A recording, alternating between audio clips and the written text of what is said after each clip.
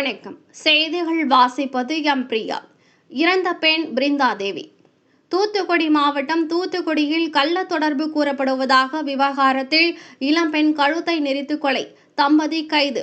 தூத்துக்குடியில் கள்ள தொடர்பு விவகாரத்தில் ஏற்பட்ட மோதலில் இளம்பெண் ஒருவர் கழுத்தை நெரித்து கொலை செய்யப்பட்டார்.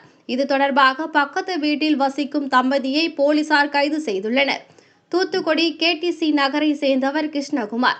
இவர் வெளிநாட்டில் வேலை செய்து வருகிறார்.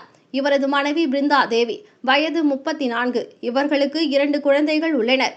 இவர்களது பக்கத்து வீட்டில் மாரிமுத்து, வயது 43 என்பவர் தனது மனைவி சரவணப்பிரியா மற்றும் 2 குழந்தைகளுடன் வசித்து வருகிறார்.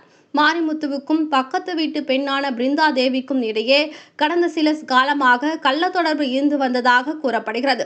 இன்று மதியம் மாரிமுத்துவின் மனைவி பிரியா வீட்டை விட்டு வெளியே சென்றிருந்த நேரத்தில் பிருந்தா தேவி மாரிமுத்துவின் வீட்டிற்கு சென்றுள்ளார். அப்போது இருவரும் தனிமையில் இருந்ததாக தெரிகிறது.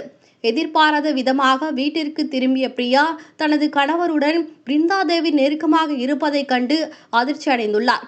இதனால் ஆத்திரமடைந்த பிரியா பிருந்தா தேவியுடன் கடும் வாக்குவாதத்தில் ஈடுபட்டு அவரை தாக்கியுள்ளார். இந்த மோதலில் உச்சகட்டமாக பிரியா பிருந்தா தேவியின் கழுத்தை நெரித்துள்ளார். இதில் மூச்சு திணறி பிருந்தா தேவி சம்பவ இடத்திலேயே பரிதாபமாக உயிரிழந்தார். தகவல் அறிந்து சம்பவ இடத்திற்கு விரைந்து வந்த சிப்காட் காவல் நிலைய ஆய்வாளர் தனசேகரன் மற்றும் போலீசார் பிருந்தா தேவியின் உடலை தேடி வந்த நிலையில் இக்கொலை சம்பவம் தொடர்பாக மாரிமுத்து மற்றும் அவரது மனைவி பிரியா ஆகிய இருவரையும் போலீசார் கைது செய்து தீவிர விசாரணை நடத்தி வருகின்றனர்.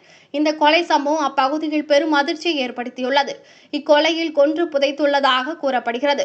மேலும் குற்றவாளி கணவன், மனைவி 2 பேரையும் மாரிமுத்து ஒட்டப்பிடாரம் சிலோன் காலனியில் காலி இடம் வாங்கி போட்டுள்ளார். அதனால் காவலர்கள் அங்கு விரைந்து செல்கின்றனர். கைரேகை நிபுணர்கள் ரேகை பதிவு செய்கின்றனர். மாவட்ட கண்காணிப்பாளர் மதன் சம்பவம் நடந்த இடத்தை பார்வையிட்டார். கொலை செய்த பெண் சரவணப்பிரியா.